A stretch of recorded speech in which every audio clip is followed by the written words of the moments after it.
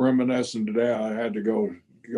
I had an appointment, and I was driving by, and old Dusty Rhodes' old house, or one of, I think, the first house that he ever owned here in the Tampa area. I passed by it today, and I started thinking, man, oh man, all the parties that we used to have there with Dusty and his family, and all the guys that are gone now. I mean, but Dusty lived right down the road from me here, and Dream and I and Jack, we were really tight.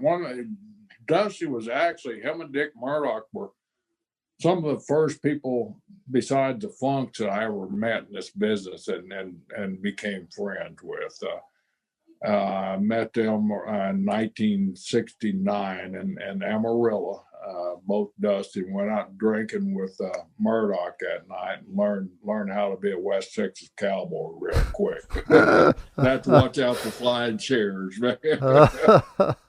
You go in those honky tonks, the roadway ends with old Murdoch, man. You knew there was going to be some fists flying before the last call came,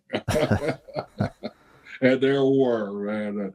Terry, I saw Terry knock out two guys with one punch, and then one of those little honky tonks there in Amarillo. But there were some fun times. Like you said, where there was an innocent time where you could do stuff like that, and nobody was going to sue your ass, and you're looking at going to jail or being on TMZ or anything like that. There's a saying, man, I'm glad I'm old because I did all my crazy shit when I was young, before internet, Oh, Terry some Funk, of that stuff we did, if we tried to do that now, it'd be all over the TMZ and all of that stuff. Oh, yeah. We'd be blackballed for life. Yeah, it'd be canceled.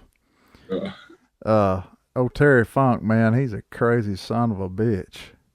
I love. Crazy story on Terry. You ever met Terry? No, I never met him.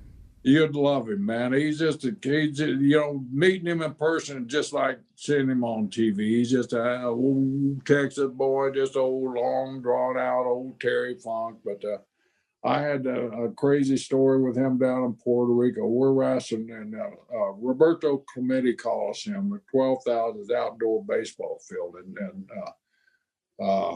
right outside of I think it's a little place called Bayamon, right outside of San Juan there, where the big baseball field is.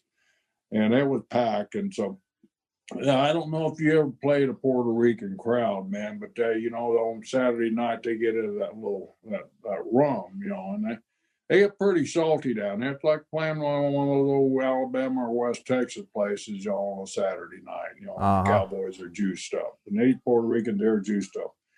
And they love the Brisco because we had local TV from Florida down there. So, we're the main guys that they see on TV down there. So we're wrestling against those dastardly egg-sucking dogs, the Funk Brothers. And so, man, here we go. So we go out to the ring first. Here comes the Funk Brothers. And right at the warm-up, where the batter takes warm-up, there's a little gravel pit where the guys can stand in there and take batting practice, swinging, and just to get their footing right. I see Terry reach down, he grabbed a handful of that gravel. I elbowed Jack, and he said, watch out. So Terry's getting closer to the ring, and there's a sea of Puerto Ricans. The police are just pushing out of the way there. Finally, Terry gets up closer. Here, damn Brisco, brother. He takes it there. Jack said, duck. About that time, he throws that handful of gravel. We duck, and it peppers the front row ringside. All the drunk ass Puerto Ricans, they're up, and the bell hadn't even ring yet, and Terry Funk started a full scale riot. Now we got to get through the riot before we could have the damn match, and the promoter wanted the match, of course. Oh man! And Terry's all bloody and beat up, and everything. We're in there, and before the finish of the match, here they come again. Terry's got us out beating on us, and that ain't gonna happen. We had to fight 2 times. We had to fight our way out of the ring in one damn night with Terry Funk.